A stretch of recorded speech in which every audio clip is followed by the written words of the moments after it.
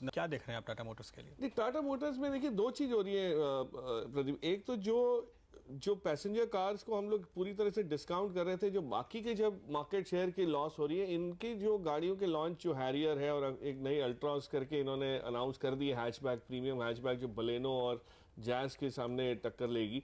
तो ये अब अपना पोर्टफोलियो बड़ी रोबस्ट तरीके से एक तो कंप्लीट कर रहे हैं। दूसरा, जब भी इस टाइप का एस्केलेशन होता है डिफेंस एक्सपेंडिचर में, तो आपके पास जो ग्राउंड स्ट्रेंथ है, जो क्षमता आपको बढ़ानी है, उसमें ट्रक्स और ये इन सब चीज़ों की जो यूसेज होती है, तो एक कैस्केडिंग इफेक्ट इसमें भी आता है। तो आज अशोक लेलैंड भी ऊपर रहेगा, मैंने देखा नहीं है वो है बट हाँ, सो वो एक इम्पैक्ट आना है, because this is a significant contribution. क्योंकि कैरिंग, आपके जो आर्म्स कैरी करने हैं, आपकी मिसाइल्स कैरी करने हैं, आपकी जो फायरिंग बैटरीज कैरी करनी है, वो सारी इसी वजह से होती है।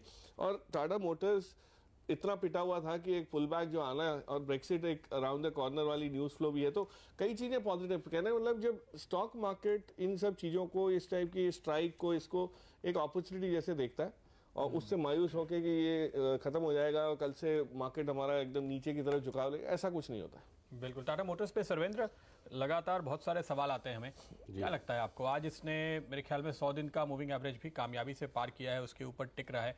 क्या काफी समय के बाद इसने बॉटम बनने के पुख्ता सबूत दिए हैं?